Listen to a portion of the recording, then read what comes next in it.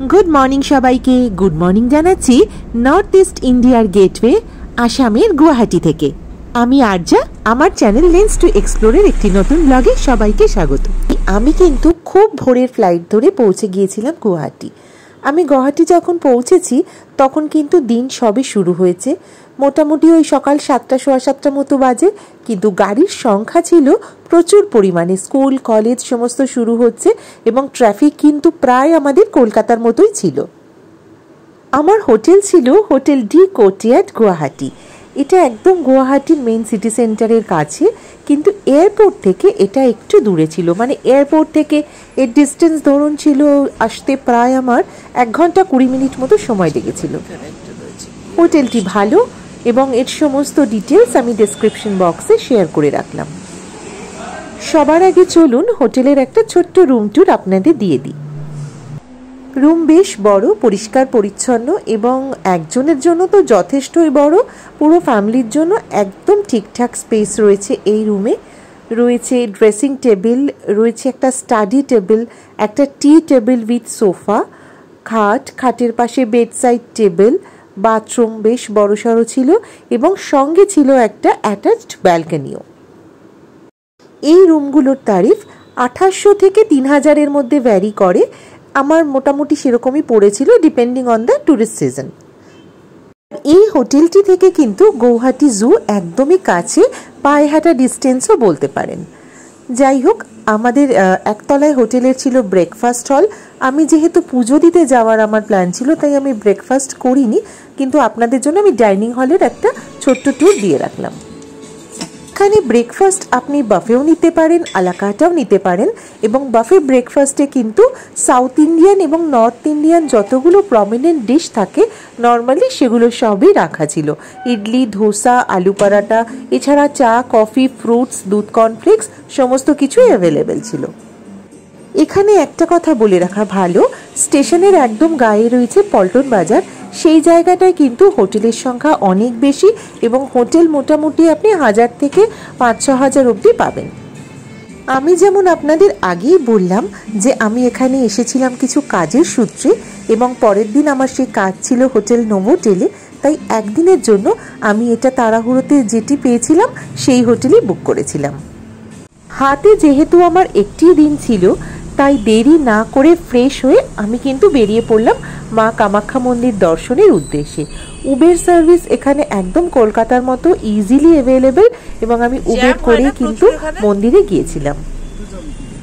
এবং আমি যখন মন্দিরে গিয়েছিলাম তখন কিন্তু প্রপার অফিস টাইম শুরু হয়ে গিয়েছে, তাই রাস্তায় প্রচুর জ্যাম ছিল এবং রাস্তায় বিভিন্ন জায়গায় ওভারব্রিজের কাজ হচ্ছিল। সব মিলিয়ে অনেকটা জ্যাম পার করেই কিন্তু আমাকে যেতে হয়েছিল। আমার হোটেল থেকে কামাখ্যার দূরত্ব ছিল প্রায় 15 কিলোমিটার মতো এবং জ্যামের জন্য কিন্তু আমার এইটুকু রাস্তা যেতে প্রায় 1.5 ঘন্টা সময় লেগে গিয়েছিল। এবার আসি কামাখ্যা মন্দির দর্শন সম্পর্কে কিছু গুরুত্বপূর্ণ তথ্যে।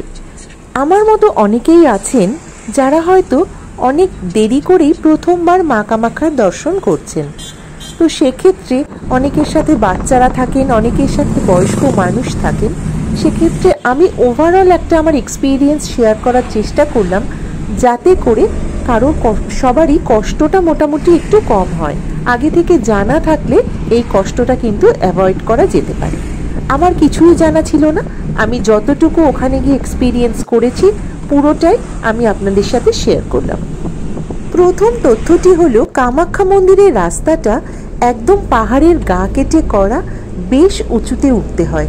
সেক্ষেত্রে কারোর যদি হিল সিকনেস থাকে তো গাড়িতে সঙ্গে একটুখানি ওষুধ, জল ইত্যাদি রাখবেন। দ্বিতীয়ত, গাড়ি আপনাকে যেখানে নামাবে সেখান থেকে কামাখ্যা মন্দির কিন্তু অনেকটা হেঁটে যেতে হবে এবং বেশ খাড়া সিঁড়ি অতিক্রম করে যেতে হবে। সেক্ষেত্রে বয়স্ক মানুষদের ক্ষেত্রে একটুখানি কিন্তু চিন্তা ভাবনার বিষয় রয়েছে। মন্দিরের দুদিকে প্রচুর দোকানপাট রয়েছে যেখান থেকে আপনি পুজো কিনতে পারবেন এবং সম্পূর্ণ আপনার ইচ্ছে মতো পয়সা দিয়ে আপনি পুজো কিনুন, এখানে কোনো রেস্ট্রিকশন নেই। আর এই যে রাস্তাটা আপনি দেখতে পাচ্ছেন এটা হচ্ছে মন্দিরে যাওয়ার রাস্তা এবং এখান থেকে শুরু হচ্ছে সিঁড়ি মন্দির অবধি, যেটা কিন্তু বেশ খাড়াই। কোনো বয়স্ক মানুষ হাঁটুর সমস্যা থাকলে, পায়ের সমস্যা থাকলে কিন্তু উঠতে সময় লাগবে। সিঁড়ি অতিক্রম করে আসবে মন্দিরের প্রধান গেট। আপনি একদম গেট অবধি দুদিকে দোকান পাবেন। যে কোনো দোকানে আপনি যেখানে পুজো দেবেন বা পুজো কিনবেন, সেখানেই আপনার চটি বা জুতো সংরক্ষিত করে রাখুন। মন্দির খোলে সকাল 5:30 থেকে, খোলা থাকে দুপুর 1টা পর্যন্ত, এবং আবার 2:30টায় খোলা থাকে বিকেল 5:30 পর্যন্ত। চলুন এবার দেখে নিই মন্দিরের ভিতরের পুরো জায়গাটা, ঘুরে দেখাই আপনাদের সবাইকে।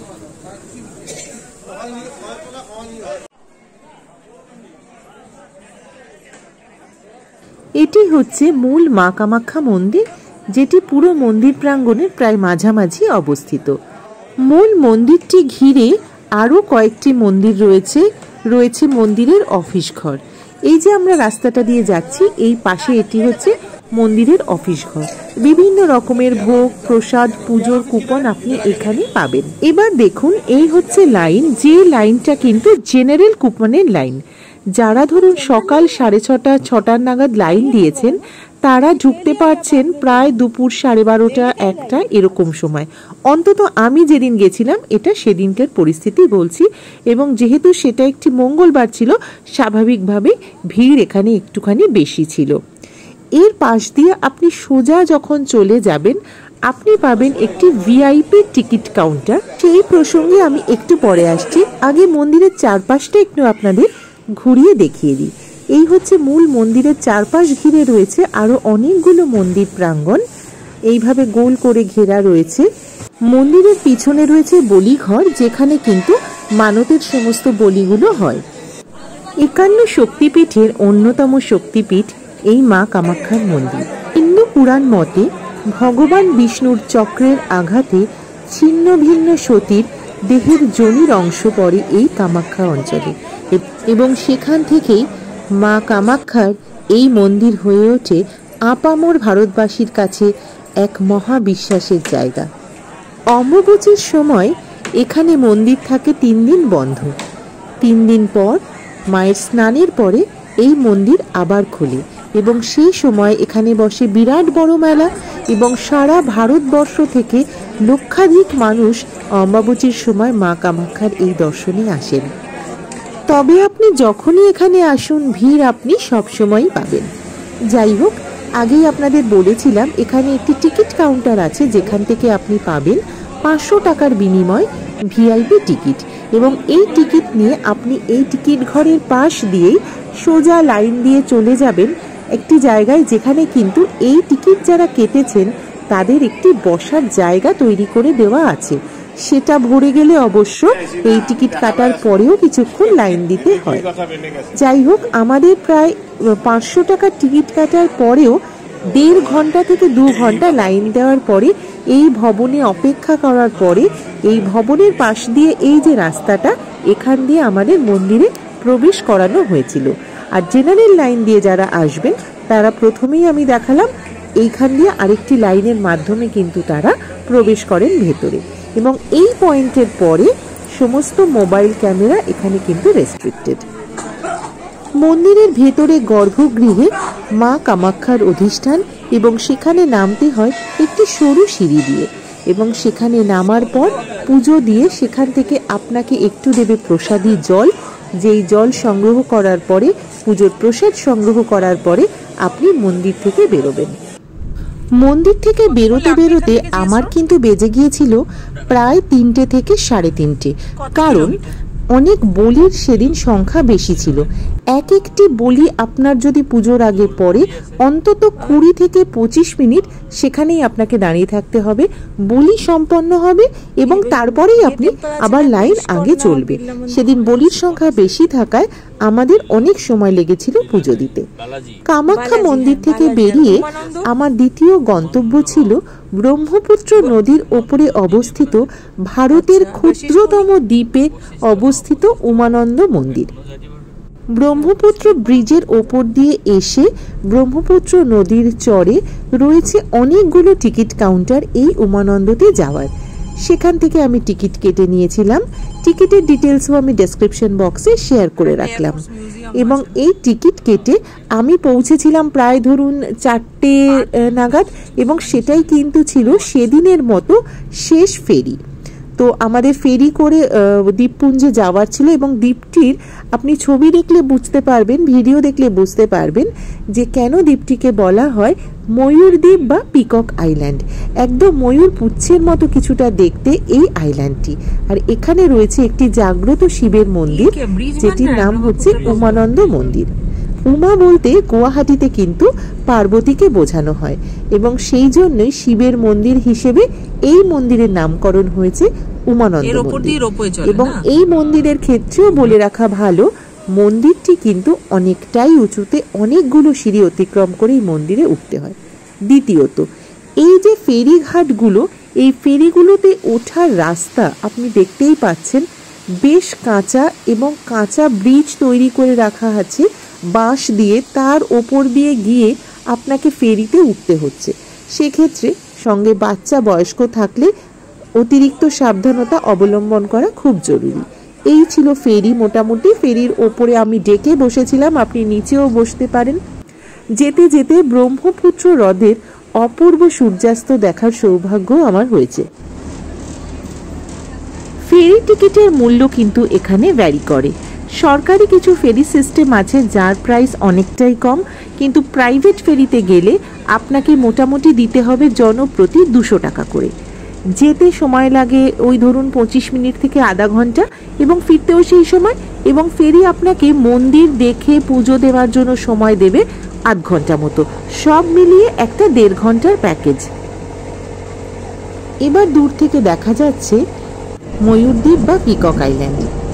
অনেকটা আকার আকৃতিটি এর ময়ূরের পুচ্ছের মতো, সেই জন্য এই নামকরণ করা হয়েছে। আচ্ছা, এখানে আরেকটি অসুবিধাজনক ব্যাপার এখানেও রয়েছে, সেটা হচ্ছে ফেরি থেকে আপনি যখন এই ঘাটে নামবেন, সেই জায়গাটা সম্পূর্ণ কাঁচা সিমেন্টের বস্তা দিয়ে তৈরি, কোনো রকম কংক্রিটের কোনো ব্যবস্থা নেই। ফেরি থেকে নেমে মন্দিরের সিঁড়ি অবধি পৌঁছানোটাই কিন্তু বয়স্ক মানুষদের পক্ষে একটু চ্যালেঞ্জের বিষয় রয়েছে। এবং মন্দিরের সিঁড়ি যথেষ্ট খাড়া এবং অনেকগুলোই সংখ্যায়। তো পুরো ওই একটা বিপদসংকুলভাবে ফেরি থেকে নেমে মন্দিরের গেট অবধি পৌঁছানো, এবং তারপরে অতগুলো সিঁড়ি অতিক্রম করে মূল মন্দিরে পৌঁছানো, এই পুরো ব্যাপারটি কিন্তু ভেবে চিনতে নির্ণয় করবেন যে আপনি কাদের নিয়ে যাচ্ছেন। সেই হিসেবে কেউ যদি না পারে, সে ফেরিতেই কিন্তু অপেক্ষা করতে পারে। এই হচ্ছে মূল মন্দির। সিঁড়ি ভেঙে ওঠার পরে ছোট্ট একটি মন্দির প্রাঙ্গণ রয়েছে, বেশ সুন্দর, পরিষ্কার পরিচ্ছন্ন। এখান থেকে আপনি রোপওয়ে সার্ভিসটাও কিন্তু দেখতে পাবেন। রোপওয়ে সার্ভিস রয়েছে এখানে, কিন্তু সেটা খুব লিমিটেড টাইমের জন্য থাকে, সেটা বিকেলবেলা অ্যাভেলেবেল ছিল না কোনোভাবেই। মন্দিরে সিঁড়ি দিয়ে আপনি যখন উঠবেন, সিঁড়ির দুদিকে রয়েছে পুজো দেওয়ার দোকান, সেখান থেকে আপনি পুজোর ডালা কিনে মন্দিরে পুজো দিতে পারবেন। এবং মন্দিরের ভেতরে কিন্তু মোবাইল ফটোগ্রাফি একেবারেই মানা। উমানন্দ টেম্পল দেখার পরে আমাদের পরবর্তী ডেস্টিনেশন ছিল গৌহাটিতে তিরুপতি বালাজি মন্দির, এবং সেটা কিন্তু উমানন্দ টেম্পলের ওখান থেকে বেশ কিছুটা দূরেই ছিল। তো যাই হোক, একটা উবের করে আমি আবার পৌঁছে গেলাম তিরুপতি বালাজি মন্দিরে। এই মন্দিরটি কিন্তু প্রায় 98 সাল থেকে রয়েছে গৌহাটিতে, কিন্তু অনেকেই এটা মিস করে যান, বা হয়তো একটু শহর থেকে বাইরের দিকে বলে অনেকে এটা স্কিপও করে যান। যাই হোক, এটা নাইট ভিউতেই আসবে, হয়তো আমার মোবাইল ফোনে অতটা ক্লিয়ার পিকচার আসবে না, তবুও যতটা পারলাম আমি আপনাদের সাথে শেয়ার করলাম।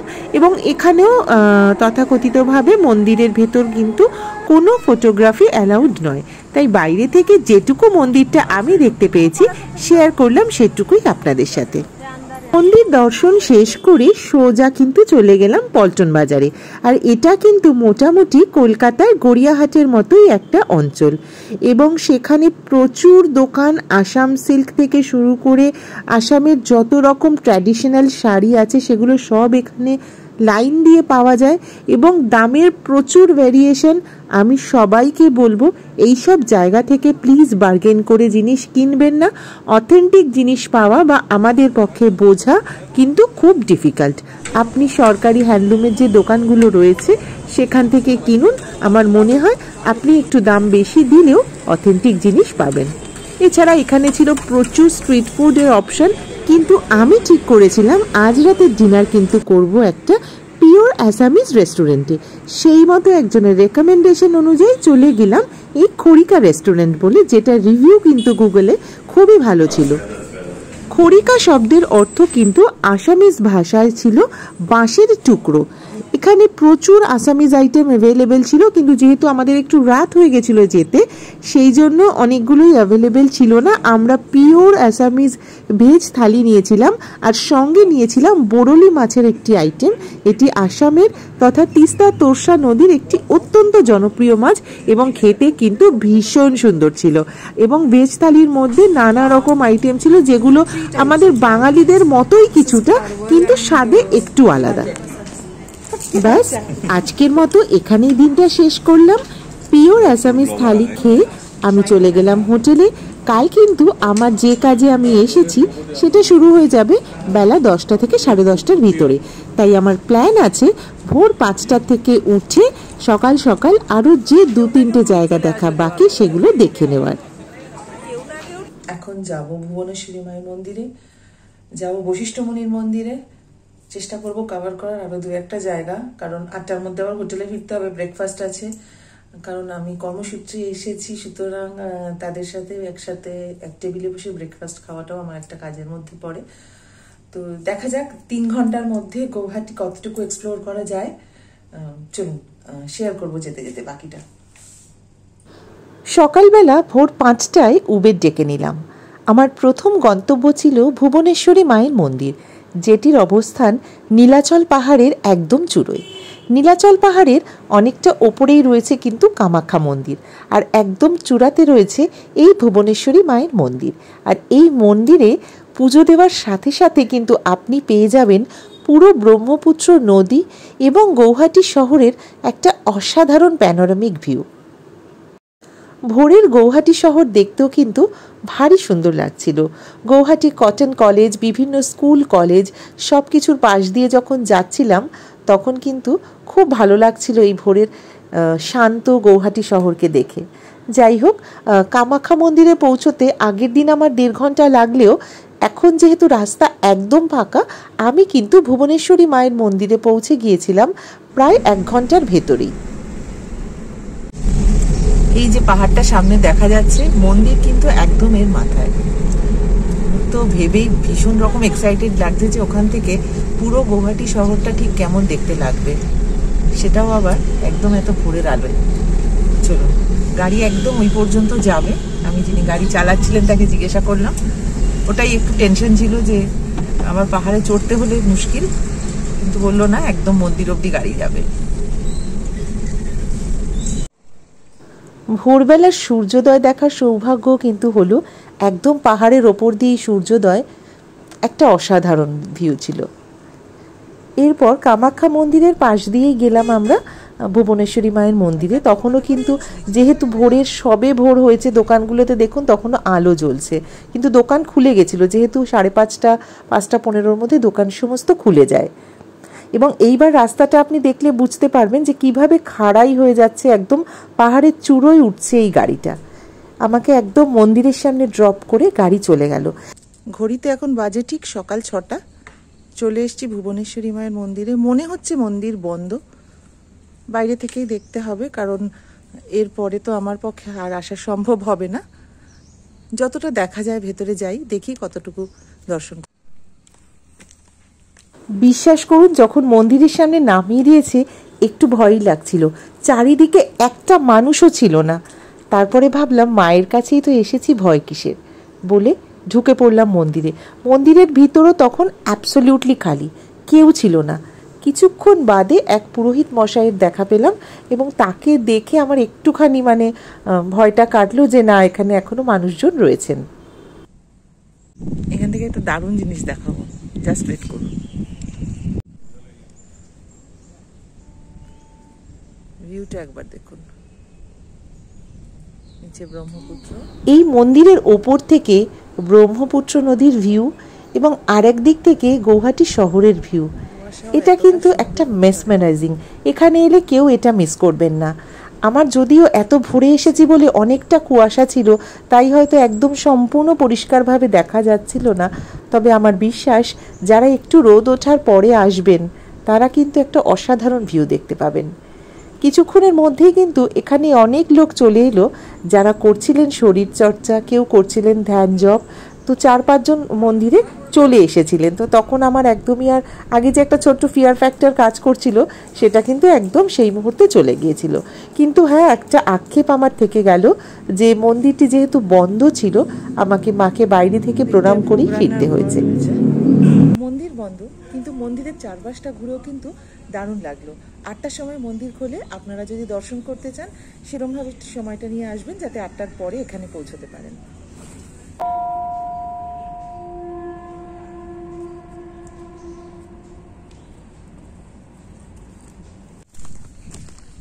সামনে একটা ভিউ পয়েন্টও রয়েছে, দেখি সেখান থেকে কতটা ভিউ ক্যাপচার করা যায়। পাহাড়ি রাস্তায় হাঁটার একেবারেই অভ্যেস নেই, তাই অল্পতেই হাঁপিয়ে উঠছি। এই হচ্ছে ভিউ পয়েন্ট, দেখি আবার সিঁড়ি, চলুন।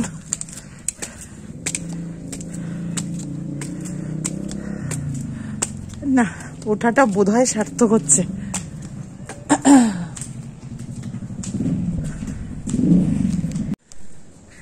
সামনেটায় কুয়াশা বলে অতটা পরিষ্কার আসছে না, কিন্তু খালি চোখে মোটামুটি পুরো গৌহাটি শহর দেখা যাচ্ছে এখান থেকে।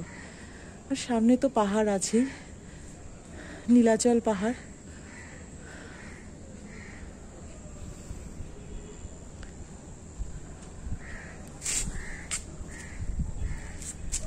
এদিকে বোধহয় একটা পার্ক তৈরি হচ্ছে, ওপরে আন্ডার কনস্ট্রাকশন আছে।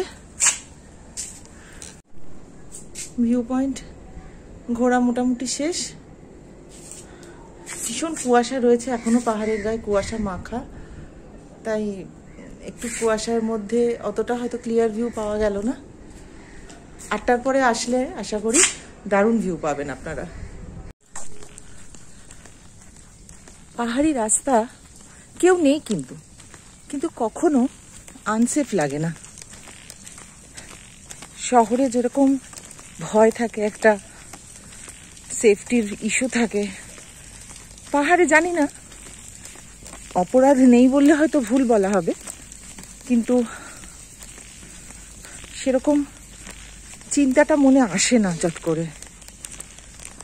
পাহাড়ি ঢালু রাস্তা দিয়ে কামাখ্যা মন্দির অবধি নেমে আসার পরেই দেখা গেল কিন্তু এখানে দেখুন কামাখ্যা মন্দিরের গায়ে কিন্তু প্রচুর বাজেট গেস্ট হাউস আপনারা পাবেন। আপনাদের একদম পছন্দসই বাজেটে আপনারা থাকতে পারবেন। এখানে রয়েছে একটা ছোট্ট কেদারনাথ মন্দিরও, সেখানেও প্রণাম করলাম এবং সেখান থেকে আমি একটি উবের নিলাম। নিয়ে আমার নেক্সট গন্তব্য ছিল বশিষ্ঠমুনি আশ্রম বা বশিষ্ঠমুনি টেম্পল। এই এলাকাটা কিন্তু আর্মি বেস এরিয়ার মধ্যে দিয়ে আপনাকে আসতে হবে। দুদিকেই আপনার army base, hospital, army school, সেনাবাহিনীর বিভিন্ন এখানে অফিস রয়েছে এবং তার মধ্যে দিয়ে আপনি পৌঁছবেন এই বশিষ্ঠমুনি টেম্পলে।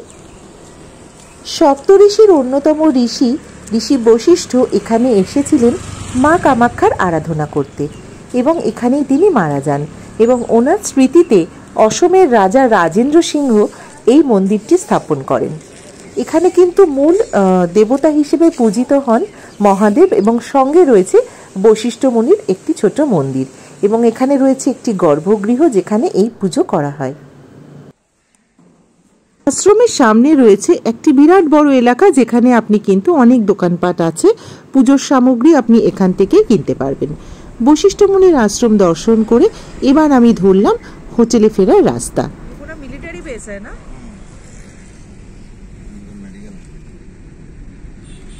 बेस हॉस्पिटल है। ফেরার পথে দর্শন করে নিলাম হোটেলের ঠিক পাশেই অবস্থিত কালী মন্দির। এই কালী মন্দিরটি কিন্তু এখানে অনেক বাঙালির আনাগোনা আছে, যেটা আমি সকালে এসেই বুঝতে পারলাম। এবং যে পুজো পাঠ হচ্ছিল সেটাও কিন্তু সম্পূর্ণ বাঙালি মতেই এখানে পুজো পাঠ হচ্ছিল। তো মন্দির দর্শন করে ফিরে এলাম হোটেলে। এবার এখান থেকে যেতে হবে নোভোটেল, যেখানে আমার আজকে কাজ আছে। আজ এটুকুই, কাল ফিরে আসবো ব্রহ্মপুত্র ক্রুজের একটা দারুণ এক্সপিরিয়েন্স নিয়ে। সাথে থাকবেন কিন্তু সবাই। আর হ্যাঁ, ভিডিওটি ভালো লাগলে লাইক কমেন্ট শেয়ার করতে প্লিজ ভুলবেন না। আর সাবস্ক্রাইব করা না থাকলে প্লিজ করে নেবেন। আবার দেখা হবে।